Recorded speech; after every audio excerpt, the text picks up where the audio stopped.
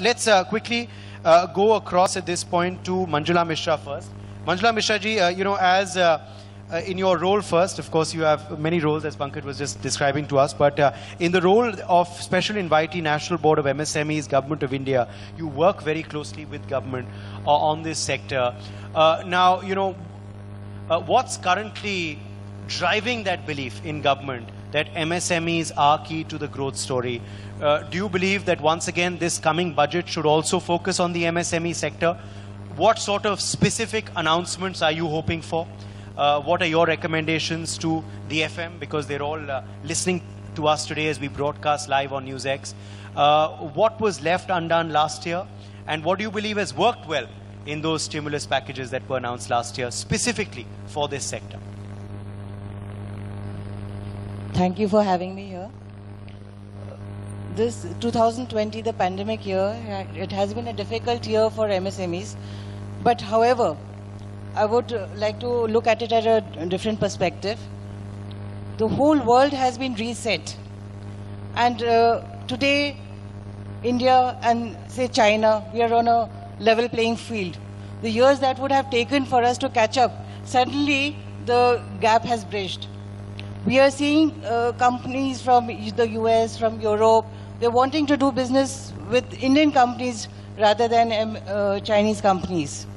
So we are looking at a huge opportunity as well post-pandemic. MSMEs now have to accelerate their technological adoption. Suddenly we have to come out of the comfort zone because the speed has suddenly been thrust on us post-pandemic. To catch up here and use the opportunity that is there, several measures need to be taken, and which we are looking that it will be addressed in the union budget this year. First, the first issue I would like to point out is finance. Finance has two aspects of it. One is the credit, and second is the liquidity. Credit, in India, we are still getting very high interest rate credit compared to our Southeast Asian companies and globally. So credit rate has to come down also and has to be available. The availability time also has to come down. Second is the liquidity. Indian MSMEs are still struggling with the liquidity issue, and especially this problem has become more difficult post-pandemic. There are a lot of issues of delayed payments. So how can we solve it? One suggestion from me would be to use the TReDS platform. The TReDS is an online trade receivable platform in which presently companies more than 500 crores are required to register. So only a very small fraction of MSMEs are actually being able to use this platform. If, like from 1st April, all B2B companies over 5 crores are required to register on and do e-invoicing on the GST portal. If all these invoices can be discounted, then suddenly we see that the liquidity problem will ease out for the MSMEs, and they will also become more secure in their business because they are assured of the payment, because they are getting it discounted. So this would be a game-changing measure which I would like to see in the budget.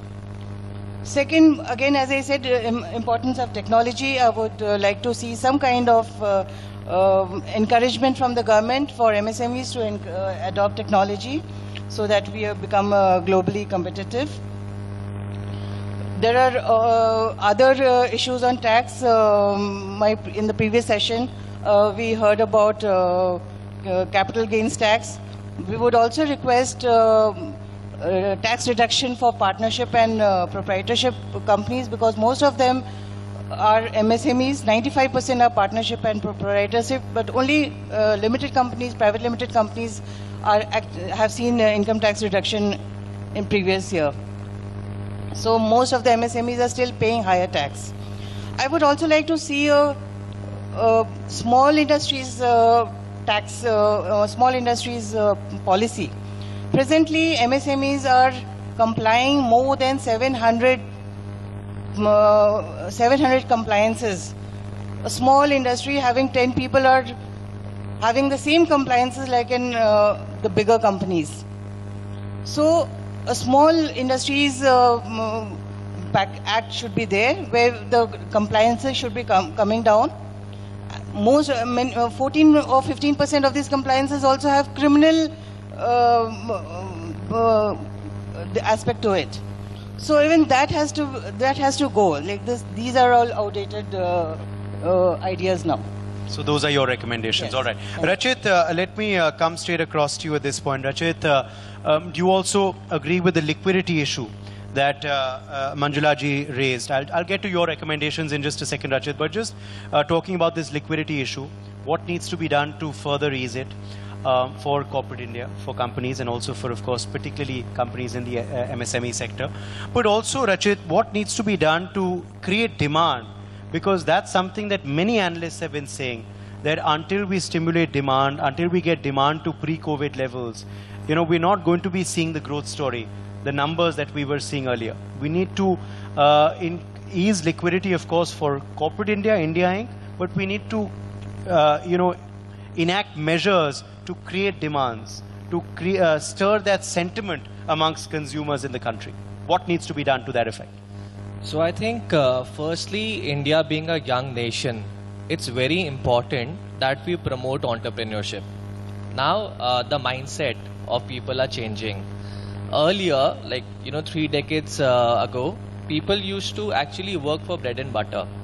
Now it's more of an aspirational thing, and it comes right from their heart, out of their passion.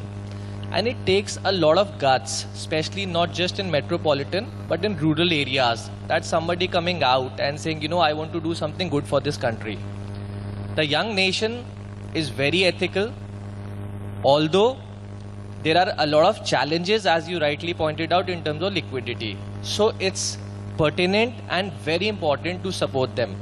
How we can do it is, on top of my head, as soon as they get themselves registered, I think a docket needs to be sent to their registered address, which has list of all the support that they might need, whether it's capital, whether it is compliances, whether it is human resource, because they have already taken a big leap by deciding they want to do something good for the country.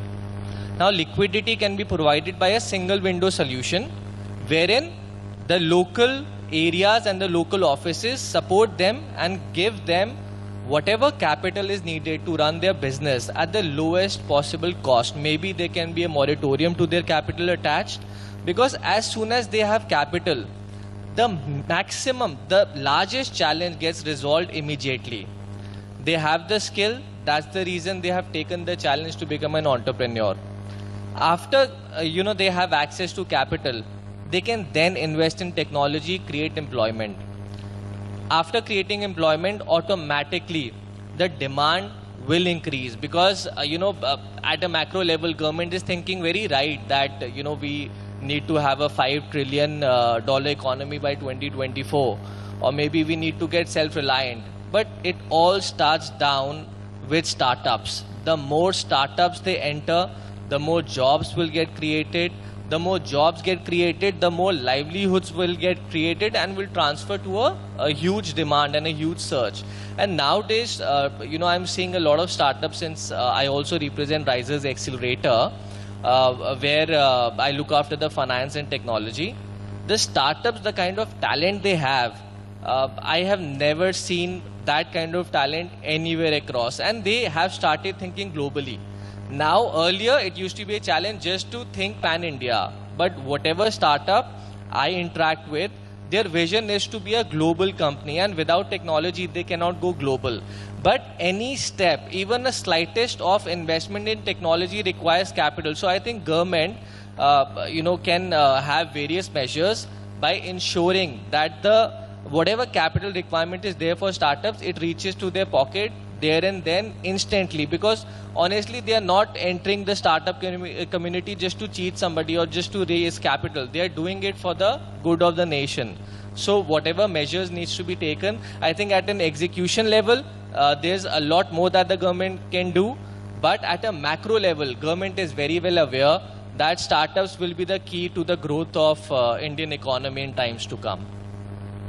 Okay, so startups will be, of course, the key to India's growth story. Before I go to Deepaji, just a quick follow-up question then to you, Rachit.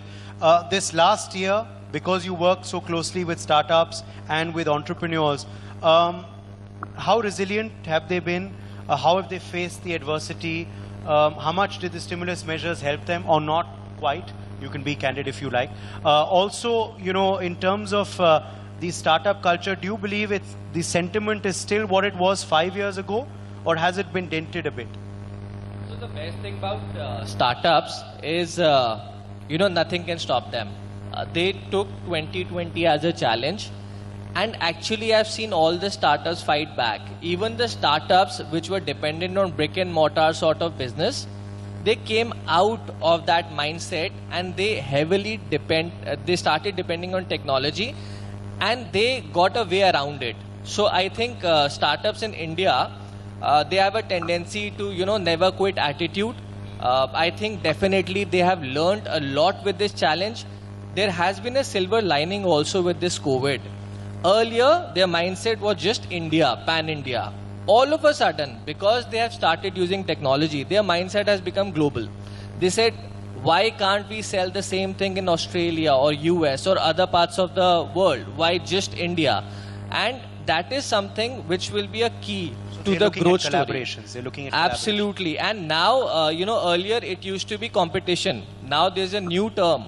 And they say, let's do healthy competition and let's do a collaborative approach. Let's partner. So if I can't beat Google or Facebook, why don't I shake hand with Google and Facebook and partner with them, collaborate with them, so that I like also Jio get is an doing edge. as well. Absolutely. And Jio also has been a game changer because, you know, the access of internet has increased drastically. During the COVID, you know, all the OTT platforms did really well. Why? Because the internet was there in the hands of every single consumer. I think it's amazing how things are falling in place. I mean, nobody envisioned that India, every single person will have access to smartphones with internet. Nowadays, they don't just have access to it, they are actually using all the applications.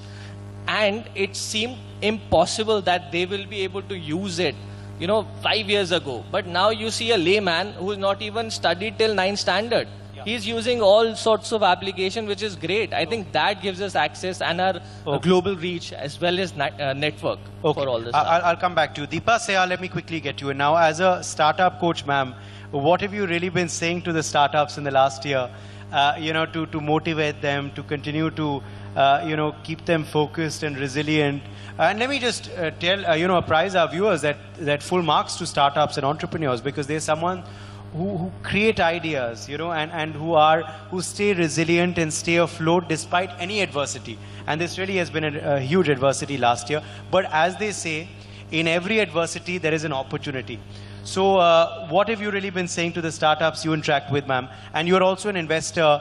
What sectors do you believe are the key sectors that you personally are advising people to invest in, which you believe will be part of India's growth story in the years ahead?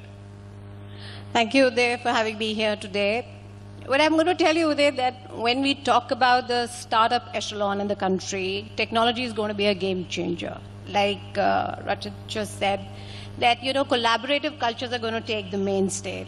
So all the startups who are working towards, you know, keeping 10 years, the next 10 years in vision, whether it is clean tech, whether it is energy, whether it is, you know, you can say anything based on artificial intelligence, anything that talks about IoT based on smart cities.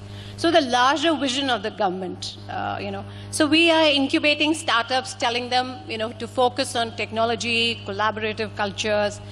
And also, you know, since this session is around the MSME sector, there's something that, you know, coming to the budget expectation that I'd like to pinpoint. So all the startups who are coming, the government needs to do clustering to incubate them. That is very important. That's the first thing. Second, if I'm a startup and I want to register as an MSME, there's a little very small example I'm going to give you. 2%, you know, I'm investing in bank guarantees. I'm investing 2% in the, you know, if you say BG, 10% DDS, 18% GST. So 40% of my cash is stuck there. And my biggest challenge is capital. So the capital allowances have to be built for the startups. Government has to enable, clustering, inducting them in technology. Demand has to be spurred. MSMEs are contributing 30% to the GDP. That's commendable. And about 112 million people, employing. That is the rate of the employment at the moment. So there are many startups that are coming. We've just done a program where we have met 100 startups. Almost 80% of them are into technology, with CTOs and CIOs, listed in the segment. So that is all about it. The government can be spreading awareness about schemes, how to come up as a startup, and I think that is going to lead to the backbone of the economy in a much bigger way. Okay. The same question I raised earlier as well to my previous panel, in the previous segment, Manjula ji, was on this $5 trillion economy dream of the Prime Minister's. Now, what are the 5 things we need to do right, the 5 sectors we need to concentrate on to achieve that dream? And these 5 sectors and 5 things we need to do right, not only to achieve that dream, but also to make India self-reliant. Because it's time now for Atmanirbharta in all sectors, so that we're not dependent on aluminum or lithium, which is coming in from South America. We have it in our midst, and we've been raising these issues continuously on NewsX. But your 5 things that we need to concentrate on if we are to achieve this $5 trillion economy dream and make India Atmanirbhar. Yeah. There are several interventions that we are looking from the government to increase manufacturing from MSMEs. First is ease of doing business. Though government has achieved a lot in the last few years, but still we have a long way to go.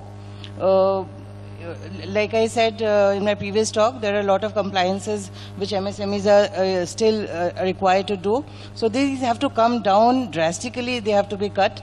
And these compliances have to not only they have to be simplified, they have to be digitized, and no criminal litigations are required. Simple monetary fine should substitute if there is any discrepancy in compliance. So these we are looking forward. So ease of doing business for MSMEs has to improve. Finance, again, every panelist is emphasizing, because it is the most important aspect. We have to improve liquidity for the MSMEs. The third, I would say that the manufacturing factors like cost of land, the cost of electricity, cost of transport, all these factors which are going and making our products expensive, they have to come down. Then only we can become globally competitive.